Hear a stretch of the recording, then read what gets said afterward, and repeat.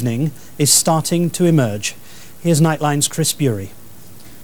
At the height of the evening rush hour, shortly after 6 o'clock, a center section of the busy 8-lane bridge I-35 West in downtown Minneapolis just gave way. It had been under construction. The first pictures gave a sense of the tragic scope. The first reporters on the scene conveyed the horror. I'm seeing it with my own eyes, and I gotta tell you, it's the most awful thing I've ever seen. Emergency officials said as many as 50 cars and trucks had plunged into the Mississippi River. Survivors and witnesses, some clearly shaken, gave vivid and terrifying accounts of what they'd seen. There's cars in the water, there's a semi on fire, there's a school bus on the bridge. I don't know if it was filled with it. It's a mess. My truck was completely face down, was pointing towards the ground, falling towards the ground, and my truck got ripped in half. When I got over my truck, it was folded in half, and I can't believe I'm alive. We were bumper to bumper traffic, probably going 10 miles an hour. The bridge started shaking, and the whole bridge from one end of the bridge to the other just completely collapsed. I thought I was dead. I literally thought I was dead. I looked forward, and the bridge ahead of me was undulating, and I thought this could collapse too. I could go down. I kept going, and I made it. Within the hour, boats and divers were in the water, at first attempting rescues, and then their efforts focused on recovering the bodies. It is a recovery effort in the river, not a rescue effort, but a recovery effort. A school bus leaned perilously close to the very edge. It had been carrying young children.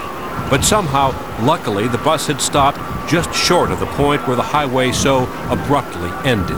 Me and about 2 or 3 other men were actually taking the kids off of the bridge and, actually lifting them down because, the bridge was completely down, and we had to, have a couple of them jump, because... And the kids were what, screaming? They were screaming, crying. At first, I didn't know what was happening. Dust just started coming up everywhere, and then I realized that the bridge is going down, and it just fell all the way down. On the smoldering bridge, a tractor trailer and other vehicles burned. Some were barely hanging on. Underneath the mangled metal and concrete, cars were crushed like tin cans. Types of injuries are typical blunt type of injuries from motor vehicle trauma or fall, which means injuries to the head and face and extremities.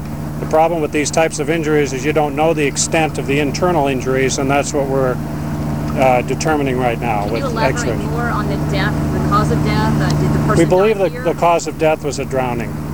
Drowning. And there may be more at the scene. I don't have information on the scene. Hospital officials quickly activated their disaster plan, setting up triage for the many critically injured. Hundreds of paramedics from around the Twin Cities. We have 100 paramedics here. Our nurses have all been alerted, 100 of them in the emergency department, nurses from the critical care units. Our whole medical staff was notified. The bridge downtown near the University of Minnesota was 500 feet long. Constructed 40 years ago, the most heavily traveled bridge in the state. This is a complete disaster. Everybody was completely shaken up. Cars were everywhere, front ends smashed in, cars in the water. The entire center section of the bridge is just laying right across the Mississippi. Some of the traffic was headed to the Metrodome, where the Minnesota Twins were set to host the Kansas City Royals. After a moment of silence, the game went on. Tonight, rescue workers toiled under difficult conditions as daylight faded and thunderstorms threatened. State officials confirmed the bridge had been inspected 3 years ago and given a clean bill of health. No sign of terrorism, said the head of Homeland Security. The National Transportation Safety Board promised a full investigation to find out what exactly went so horribly wrong. This is Chris Bury for Nightline in Washington.